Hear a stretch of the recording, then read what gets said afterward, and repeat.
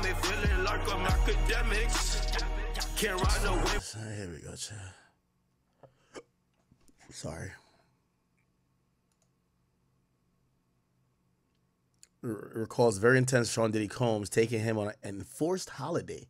He said you can't say no to him. Jesus Christ. All right, can we hit play? Fuck. Here we go. I've worked too hard in life. Not even Diddy's bitch.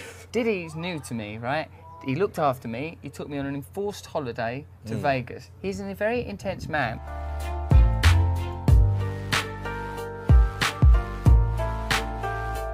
Say Diddy went, could you pick me up from the airport? I've got back from holiday, or I'm going away. Would you feed my fish? And really didn't want to feed his fish. Oh, how much fish food you put in? He'd still do it because you think, oh, don't upset him. He's an influential person.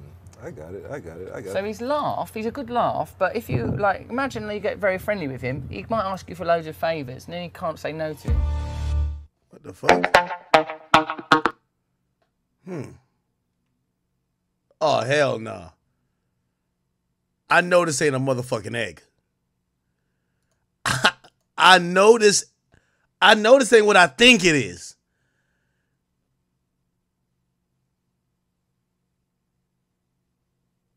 I guess this nigga passed the test. The egg didn't break. Actually, is that failing the test or passing it? What the fuck? Why do you have an egg? Oh, hell nah.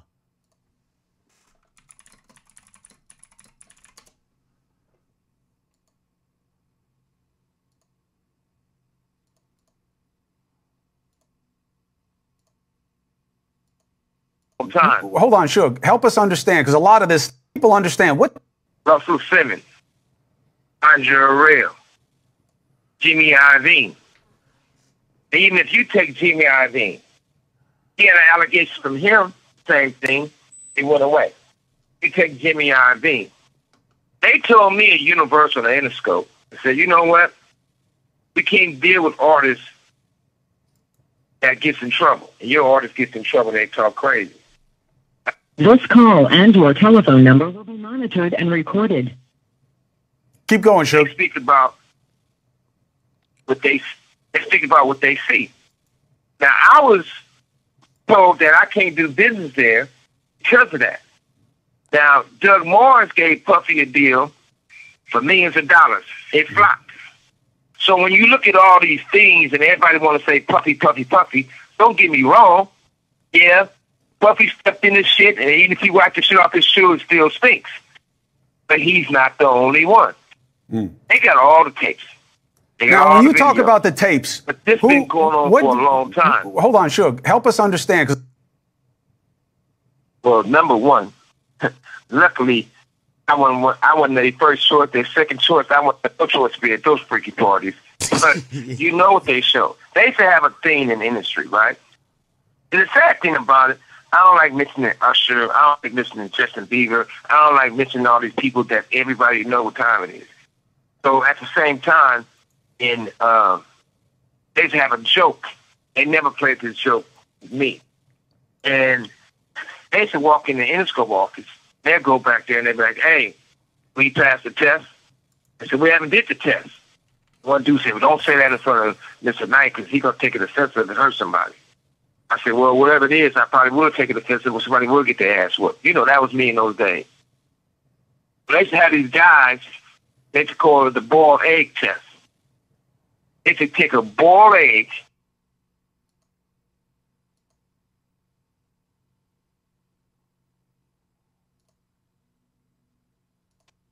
raw boiled egg, and have those guys put their pants down and bend over and they stick it up their ass. The eggs break, they say they're not ready yet. They ain't put enough work in. Yo, you ain't put enough work in. That's crazy. If the egg break, oh, the egg is intact. Well, the egg is intact. Okay. It's Hollywood. So everybody want to go act like they don't know what's going on. Hold on a second, but Suge. if you just look. That's Suge, all you got to do. Is watch. I have never heard of anything like that. So if I haven't heard about it, just assume a lot of people haven't heard that before. But you think it's on video? Let's stop for a second. Go ahead, Suge. Yeah, listen, and also, have you ever been to any puffy parties? No. You sure they had a long time to think about it, but if you haven't been in those butt naked parties, even some of the preachers been in those parties, and they wasn't on their knees praying for God. See, they was praying for somebody to have come real quick or something. But I wasn't there, but there's proof of it. But at the same time, everybody want to look around and act like. Yo, chat, is this the first time we've heard about this egg test, man? Russell Brand, I want to think. I thought he was like a woke type of dude. Unless I'm wrong. Has anyone ever talked about this egg test? I ain't gonna lie to you. Like, pause. It's fascinating a bit because like egg butt test. I don't know why I'm googling some crazy shit like that. They said if they try to put the egg in your asshole and it don't work and it break, they tell you, you ain't put enough work in yet. You got to come back. And we see Russell Brand standing with Diddy and he holding the egg.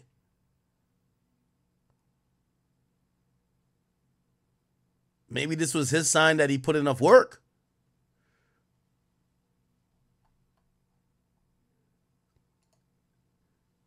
Nigga, is that doo-doo on the egg? Oh, hold on, let me zoom in on this bitch. Hold up, man.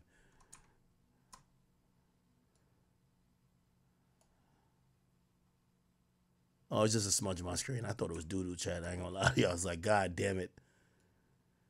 It's diabolical to bring the same egg you shoved up your ass to the award show. Here it is, y'all. Still in perfect form, not a crack on it. Shit was in my booty for a goddamn 45 minutes. I could have hatched the motherfucking thing. Here it is. I put some hand sanitizer on it. Y'all can all touch it. Go ahead. What the fuck? The industry egg test is crazy. Industry egg test. How come nobody else has talked about this test?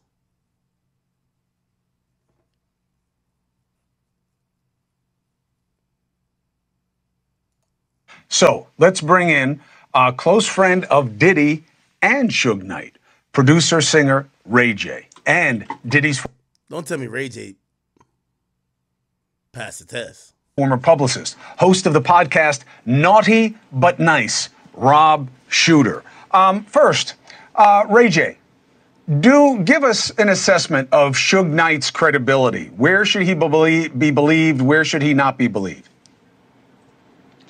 Well, I mean, if you look at his track record, I mean, he pretty much ran the hip-hop and music scene during the Death Row era. So a lot of people he know and a lot of people he has been around. I can't vouch for everything because I'm not Suge, but I can just tell you, like, most of the time Suge is saying something is coming from experiences. He's not like making it up like he's writing Green Eggs and Ham. Like, this is serious. So first things first, it was impossible in real time to vet what he was going to say, Rob, because I didn't know what he was going to say. But we are getting responses. I didn't either, man.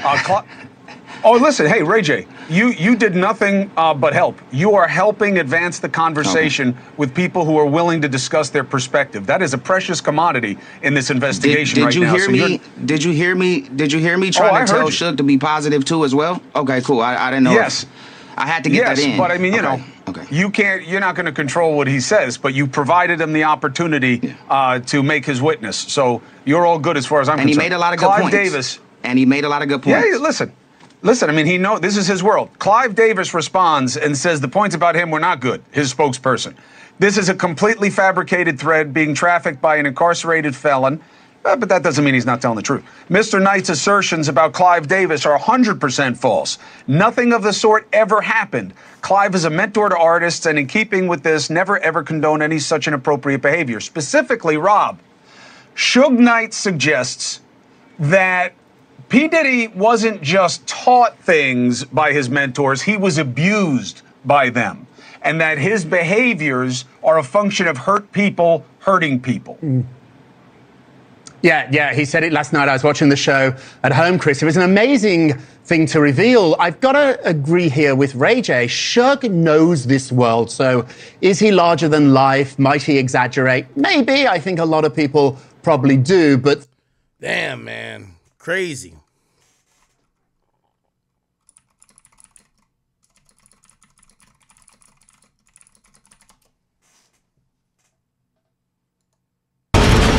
So as soon as I heard that, I went celibate for like 2 years. I bodyguarded this guy who was a pimp before, and he told me, he said, look, if a man have too much of one thing, he start trying other things. So as soon as I heard that, I went celibate for like 2 years. Because I ain't even trying to have like, bro, I think a lot of things is evil, bro. And in the music industry, you see a lot of things that's evil. And they'll tell you, you crazy because you don't agree with it. I seen this. All of this stuff that's coming out, I've been saying it, bro. I've been saying it. That's why I started taking gigs and I'm bringing the guys with me because it's like, all right, I don't want to be the only straight guy in here. See what I'm saying? Then at the same time, if something happened, if you on a team with like 5 security dudes, they might be 7 feet tall, but they 5 feet tall in their heart. Well, a lot of them be soft, scary. They not gangster at all. Like, they gonna run and leave you and call the police. Like, they not gonna shoot no gun, bro. Name one time you heard about a security guard, a bodyguard shooting somebody. Snoop Dogg's bodyguard.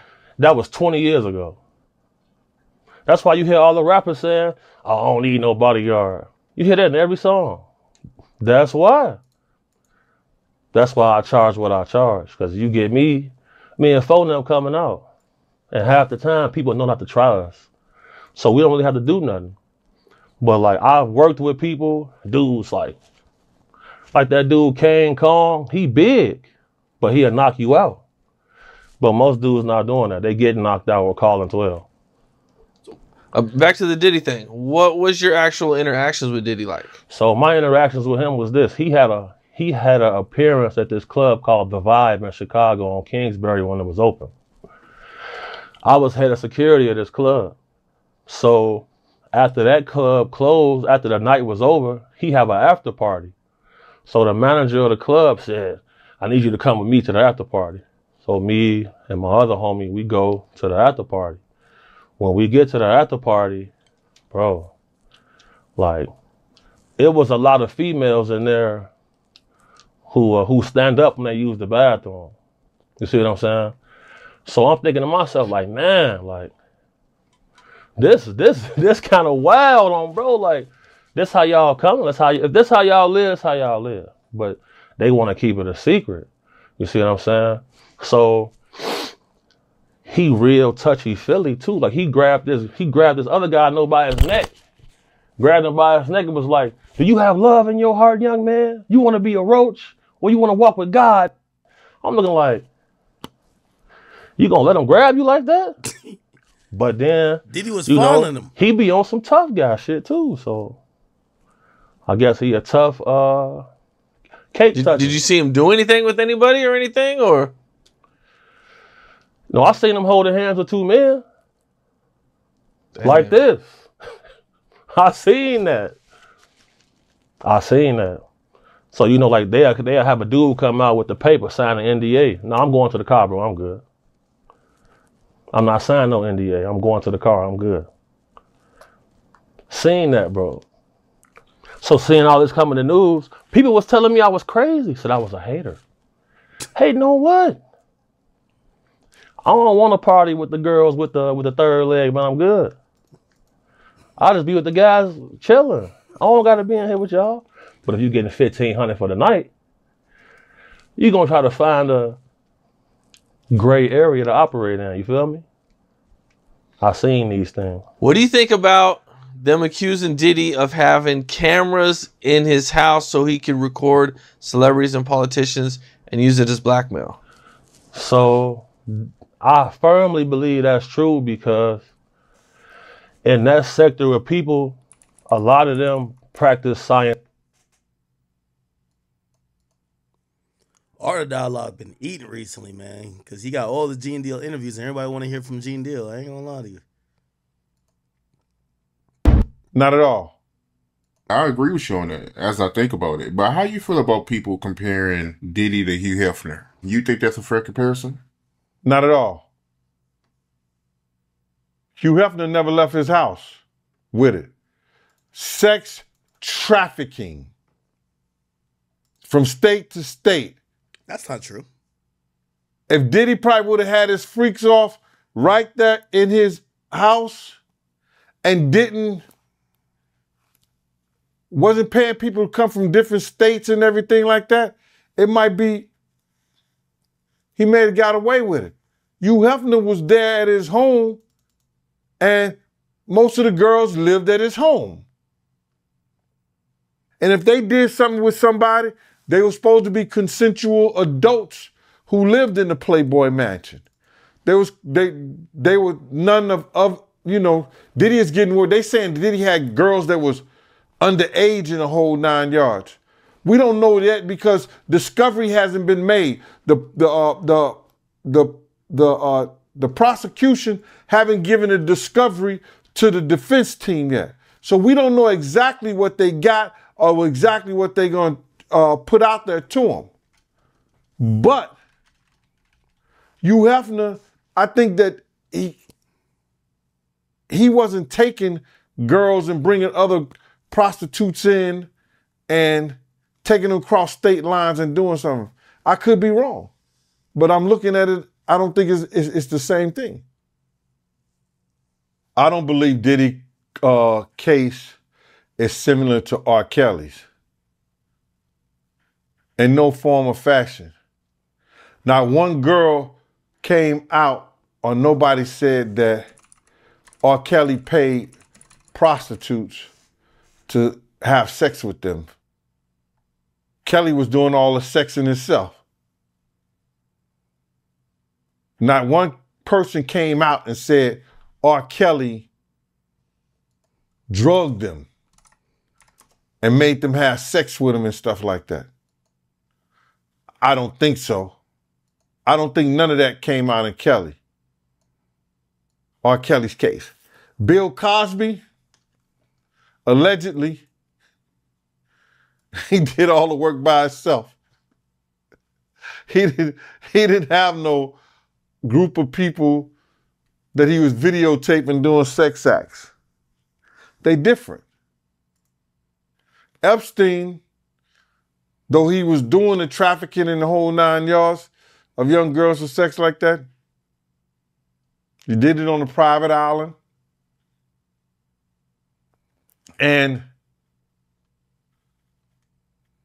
it may have some similarities to Diddy. It may be that Diddy took the blueprint from Epstein, but Epstein didn't get caught with the baby oil.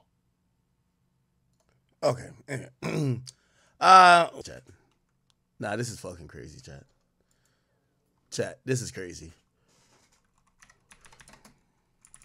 Yo, check this out, chat. Look at this.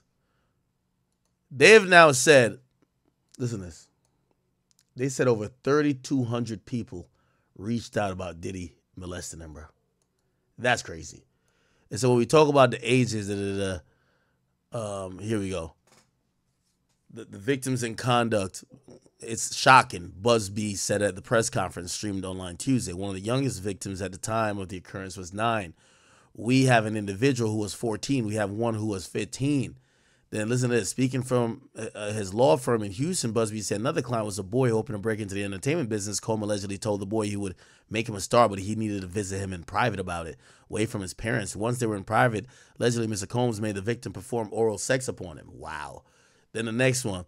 Buzbee, already known in the music circles for representing victims of deadly crowd crush at Travis Scott 2021 Astroworld concert, first announced his connection to the Combs case with a social media post last Thursday. He said he was working with Andrew Van Arsdale of the California-based Ava Law Group to represent more than 50 people who had suffered sexual assault and abuse at the hands of Sean Diddy Combs and his cohorts. On Tuesday, Buzbee said more than 3,200 people had reached out to the law firm in recent days with allegations related to Combs. Bruv, stop it, bro. You tell me, yeah, come on, bruv. Like, bruv. 3,200 people, bro.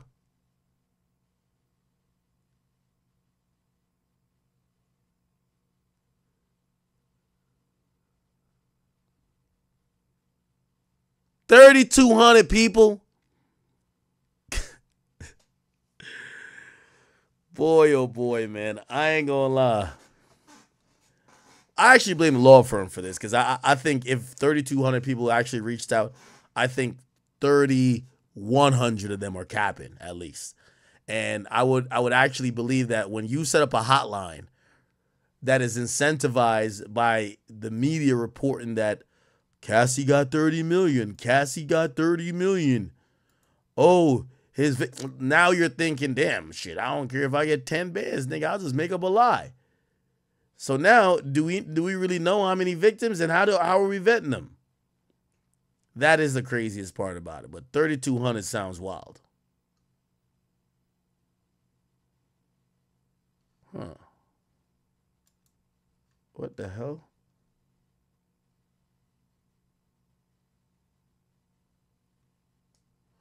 Yeah, so that's crazy.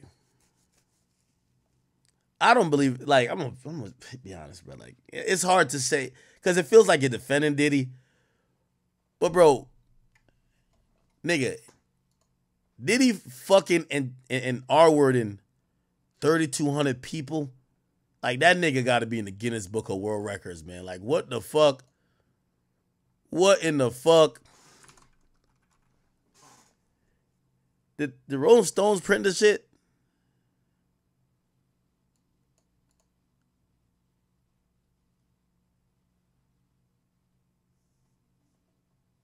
Yeah, Rolling Stones actually did print it. So this is on Rolling Stone. More than 3,200 people reached out. God damn it.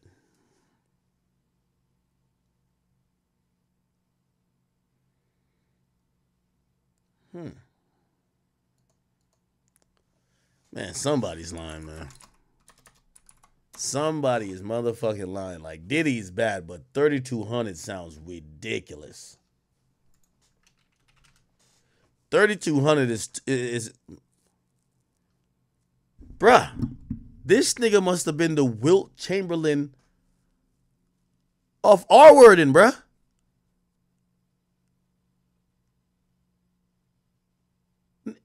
Nigga, if there's 3,000 people making an allegation against Diddy, you're trying to tell me that this nigga is a Wilt Chamberlain of rape, my nigga? Are you serious, bro?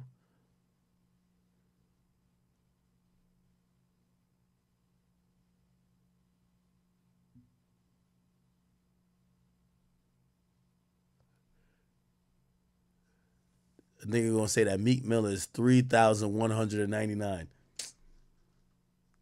Nigga, these are only the victims who said no. That's what I'm trying to say. These are the ones who said no. We don't know about the ones who say yeah. They get to go in the pool. You know what I mean? The heated pool. And do the egg test.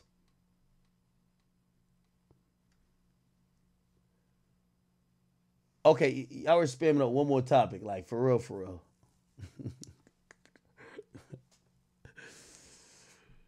Oh, man.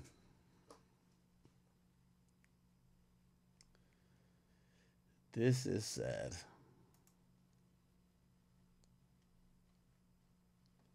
Okay. What else? What else?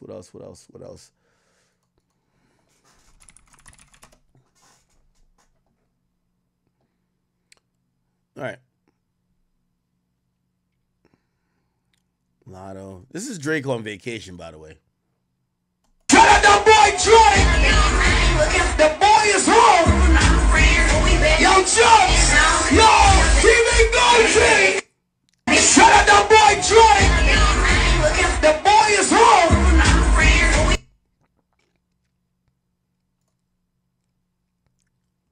All right. Well-deserved vacation. Shout out to him.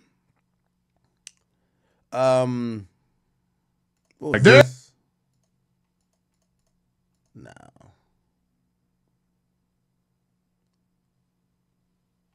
Suge Okay, we'll play this. Knight was on News Nation with Chris Cuomo the other night from prison.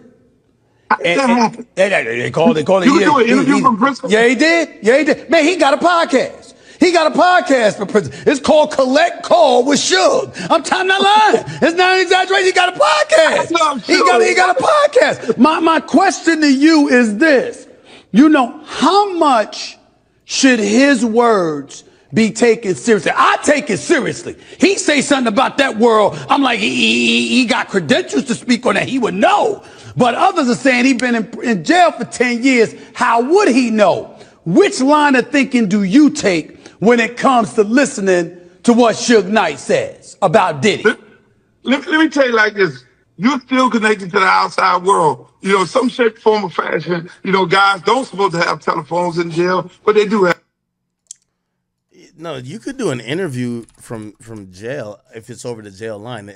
All communications just have to be recorded. Now, if you could do a podcast like that where you call into someone recording. You just can't have Twitter on your phone like Tax Stone because there's no jail phone that has Twitter. You get what I'm saying? But if actually, I think he could be on those Twitter Spaces if he just has to call in from the jail phone. Not a personal cell phone in jail. That's like against contraband. Have telephones in jail, but then they get their 1 or 2, calls, and they get it done. So those guys are still connected. But I listened to the interview just like you did, and I listened to certain things when he talked about drugs and the industry drugging Diddy. Again, a lot of my friends who know him real closely, they said, yeah, he got consumed with the drugs. And so when you hear certain things like that from a guy that's incarcerated, that means he's really, really in touch to the situation. Right. You feel me? And so at the end of the day, and a lot of other things that Suge said, I mean, the industry don't change. If you don't control the industry will control. I actually wholeheartedly agree with what Uncle Luke is saying. Unless we're just believing that Diddy was evil from day one, I do believe that obviously money, power went to his head. But he probably was in a drugged up, we're not absolving him, but like he probably got hooked on the drugs and he's been leading a life of being an addict, chasing these weird ass highs and chasing, these thrills. And maybe that's why he never stopped the bullshit. And maybe that's why he kept going further and further. And again, usually if somebody's just off drugs and you're going down a path of trying to get, greater and greater dopamine releases in terms of whether it's sex or whether it's the high you're getting from the drug, you're just going to keep doing more or different drugs, or you're going to be doing different type of sexual activity or more of it, or have more people involved. And both of those sound like what Diddy was doing. So I have to say, if he was coming to New York to turn himself in and he had like literally drugs in his room, it's clear he was an addict. Now, he didn't come across him and portray himself like an addict or a decrepit type of person who was just fucking, like a crackhead. But, we've heard about some entertainers who are allegedly really bad addicts. And when you see them, they manage to keep it in. And I don't know if, because they have more money, they could hide it a little bit better. But Diddy never came off to me like an addict. If anything, it came off to me that he couldn't be an addict because, or actually, he would be an addict, but like in terms of good things like work, hustling. It always made me feel like he couldn't have been an addict for drugs because no one would be that focused on working hard and building businesses if they were off drugs. Or maybe I'm wrong on that because shit, if you take some Adderall, like shit, it might do all the same things, keep you up for days and make you feel focused and like motivated, right? So I don't know. I could be wrong on my assessment with that, but I genuinely never thought that Diddy was like a dope head or a dope fiend or fiend for whatever. But I can see what Uncle Luke is saying, that he probably got hooked onto something. And that's been fueling this path of pleasure seeking, whether it's more drugs and more sex. So I'll agree. If you don't humble yourself, if you don't let it go to your head, then it will get you. It will eat you up. It will consume you. When you think you're too big, well, you can go and file a lawsuit against Diageo, the largest liquor brand. They've been around since Prohibition. Own Ciroc. Own Ciroc. Exactly. When you feel like you can go after these type of conglomerates, some got to your head, Steve. Something really got to your head. Drugs or something, or the liquor, something really got to your head when you think you that big, where you could take on that giant. Suge Knight was on News Nation with Chris Cuomo the other night. Yeah, I seen Gene Deal has spoken about this a while ago as well. Speaking of Harvey Pierre, how do you feel about him getting accused of sexual assault? Like I said, anything that has to do with those sexual assaults, those people have to prove that. But are they capable? Yeah, they're capable. Guys don't put those pills that they get to the girls in the champagne bottles because they popping them in front of them. Most of those girls, especially if they like mixed drinks, you understand, they see the bottles when they open them. And they trying to keep their eyes on because they don't want to get no kind of drugs put in their system. But what they don't understand is in the orange juice and it's in the cranberry juice. They didn't put the pills and the stuff in there, the roofies, the ecstasy, the ease, all whatever they put it in the juice. Now, those girls who like the mixed drinks, you understand what I'm saying? They gonna pour their own sexual act because they don't understand it ain't in the bottles, it's in the juice. Those guys, they learn that and they put it to those girls who don't know no better. Yo, sometimes I'm confused by the Gene Deal narrative. Did Gene Deal just sit by and watch them drug these chicks? Like, I ain't gonna lie to you, like, nigga, if we all in the club or something like that, and I see, if I seen a nigga just randomly take some pills and throw it in a cup or throw it in a bottle, I'm like, what the fuck you got going on? You know why? Because I'm the one who drink the most. So you feel me? So like, that nigga, you gonna end up drugging me? Like, what the fuck? Hell nah. Nah, cut this drugging shit out. Nigga, liquor work just fine for me. Fuck out of here. What the hell are you doing? What is this bullshit right here? You know, me, I'm scared of all type of like pills or whatever the case is. So I'm wondering what the fuck was Gene Deal was doing at that time. Like, if you see them, I don't know if he ever saw it, but he's talking about it like it seemed to be commonplace. If you've seen Diddy or Diddy's homie put like a pill in somebody's drink, what the fuck did you do? You just stood there?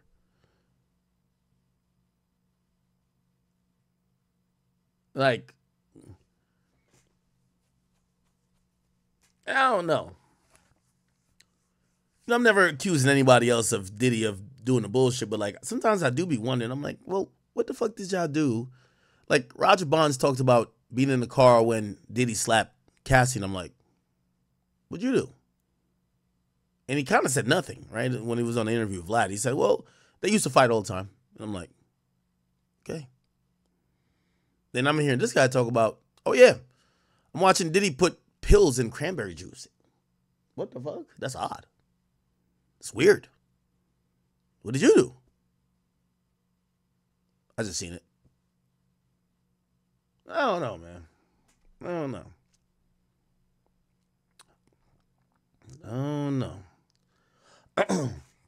Does Harv Pierre, does he has an Instagram? Oh, it's Herv Pierre. Is it? I don't know who. No. Pierre Diddy Instagram.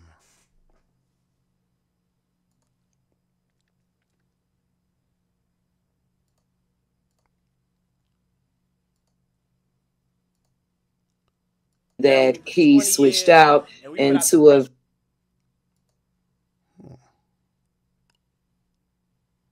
I haven't seen or heard nothing. That guy's still alive, right? Harv Pierre.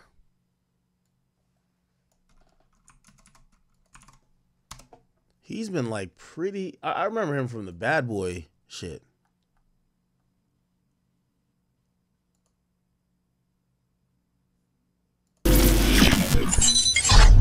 Shit. You know me.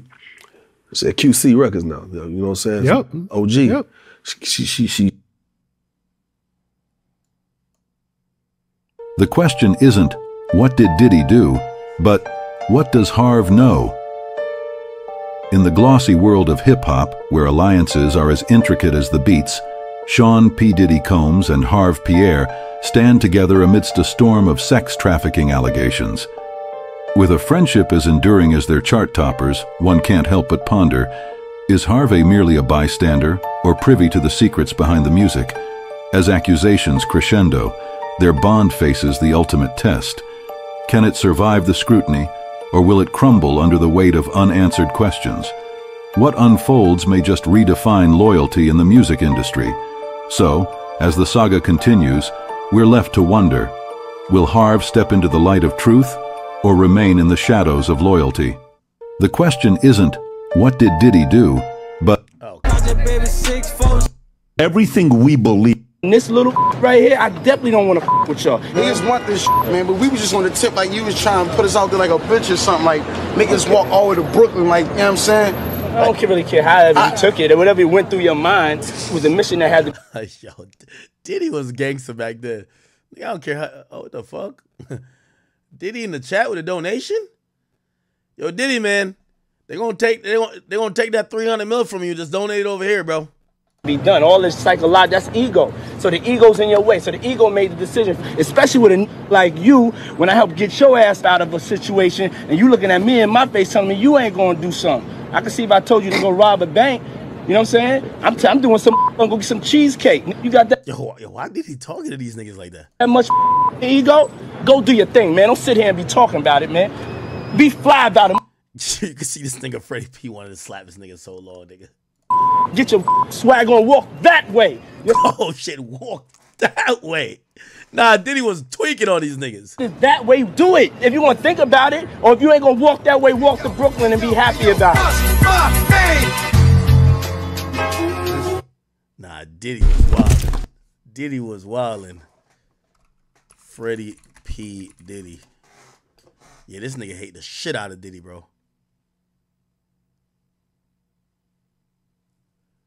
That nigga hate the shit out of Diddy.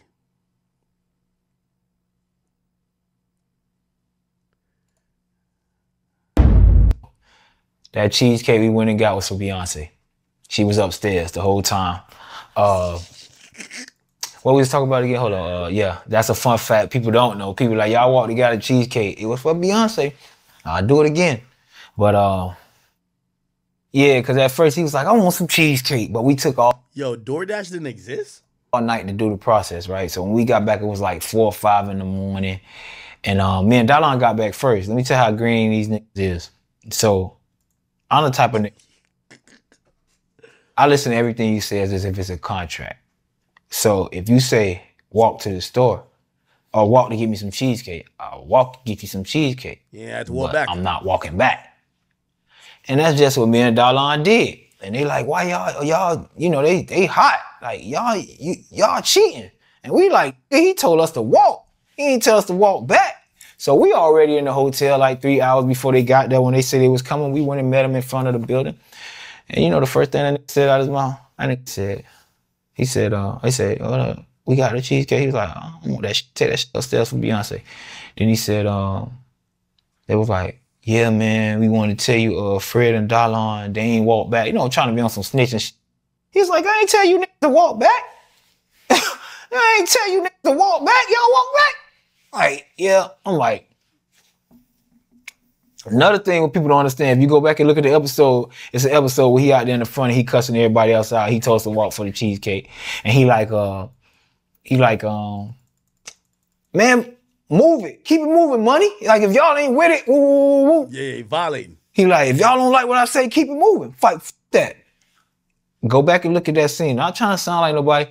As he said that, I heard him talking. I'm that type of nigga anyway. Everybody know me. I don't let you rap to me. Yeah, we just was looking at that, right?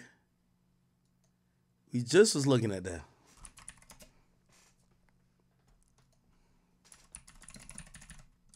Yeah, we just was watching that scene.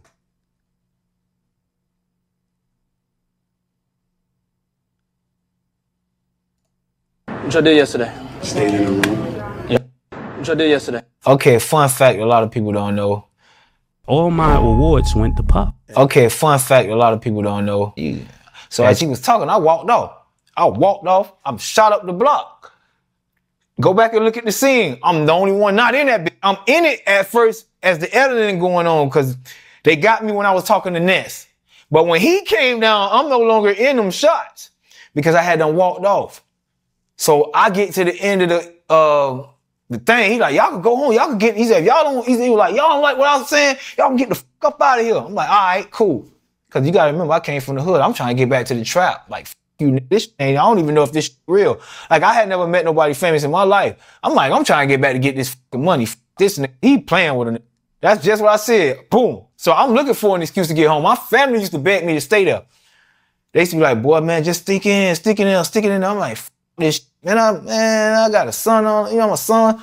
I'm like, my son was just born. I ain't got time for this. I used to make $100 a day before I met P. Diddy. It wasn't much, but I had a son on the way. It was a lot back then. Like, you feel me? So I'm like, man, I ain't got time for that sucker shit. So I shot off down the block. Man, I swear to God, everything I love, man. As he walked off, he had 2 security guards, Uncle Paul and another nigga with him, and he walked off. And that nigga got to the end of the block where I was, and nigga said, gave me that. Nigga said, I respect that money. Like, and kept walking that way. Like, I respect that shit. Like, it's just the type of nigga he is. Like, you just gotta know what you dealing with. He ain't know, like, he gonna see if you weak. Of course, he gonna see if you know, a push around. But if you not, he might just fuck with you, you know. I mean, a lot of niggas around me, you don't get to stay up around him unless I don't think he ever at least tried. He's not being your friend. I love you, daddy. He's not like that. He not like that. Puffy don't have a friend. Puffy didn't grow up with nobody. He don't love nobody. You deserve it, daddy. And he know what he was doing. That's kind of like when you have a set with somebody or whatever, or kind of like one of the people in that community. They trying to spray you to everybody they could on the low. Like, we know, as a straight man, we know when they're trying to tell us that they're sleeping with somebody.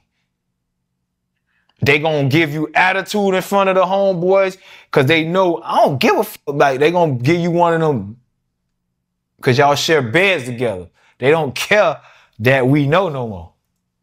It's choose, Nick. They get the same attitudes that women get. So, if you ever been around Puffy to me, and your best friends or brothers are hanging and all this other stuff. And I'm not saying nothing wrong with it. If you are, you are. But yeah, you either took part in some foolery, aided some foolery, enabled bad behavior, or have your own ghosts. Have your own skeletons that he allowed to, you know, oh, I'll do this while you do that. We all good. We don't give a f. This our world. Let's all go on a plane and do it. You wanna be with fat bitches? Go ahead. You can have fat bitches. You like the anal sex and why it's dirty. Whatever you do and he found out you do, he can allow you around him. I gotta have something on you. I gotta play with your little hole or something. Puffy, it's an addiction, turning people out. That was his addiction. He didn't. There's plenty of people that he could have. It was his addiction. Y'all don't understand. I look at Bentley and all these people. Come on, man.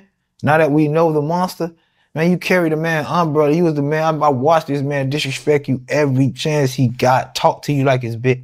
He talked to Harv like his bitch. He talked to D-Dot like his bitch. He talked to all them niggas like they his bitches. And now that I learned that they really were his bitches, that's why I got so much respect for Gene. Because a lot of them niggas is scared to do what Gene doing. And people like us don't fear no nigga, man. Like, we don't fear all that fake image you got, because I know it's a nigga like Gene that's making him look like he look. And then I'll see a nigga like that as in, I don't fear it. I don't care. Like, I come from that. What the people that protect him, I'm used to that. I smoke with that. I chill with that. I hang with that. We get along. It's him who not used to us. Puffy not gonna really have you around if you not, unless you family. He not gonna have you around if you not with the shit.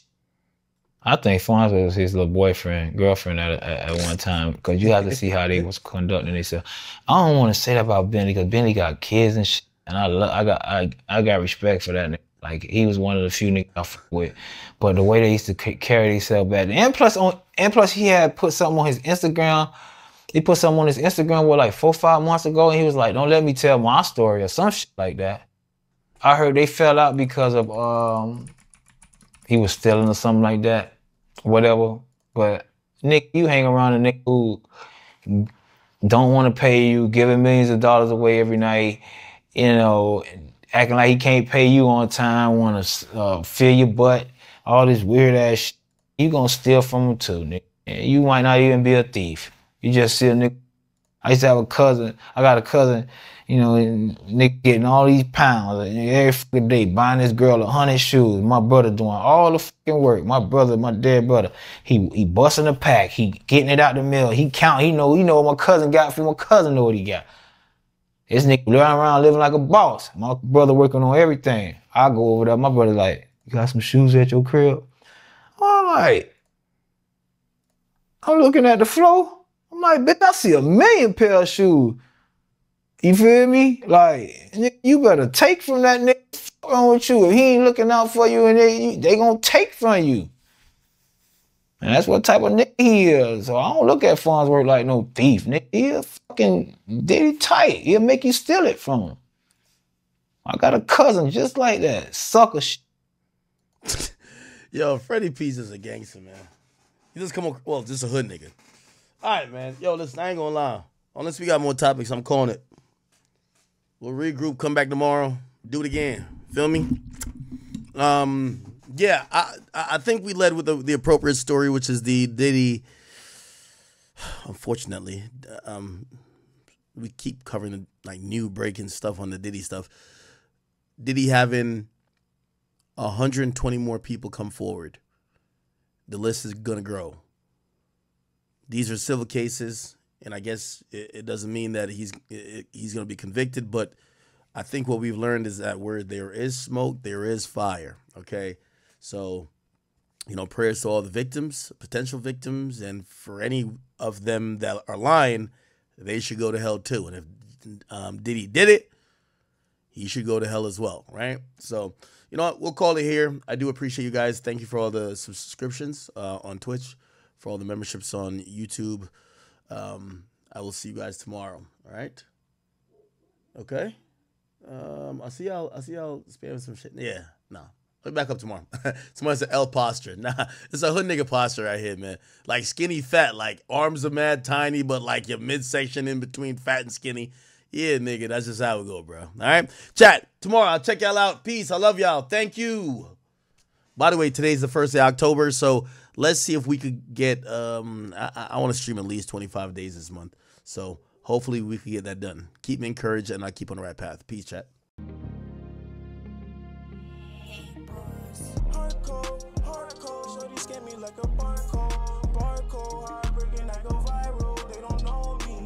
Same niggas smoking out the OZ. Ice cold type lick, and I might smoke. Hydro contemplating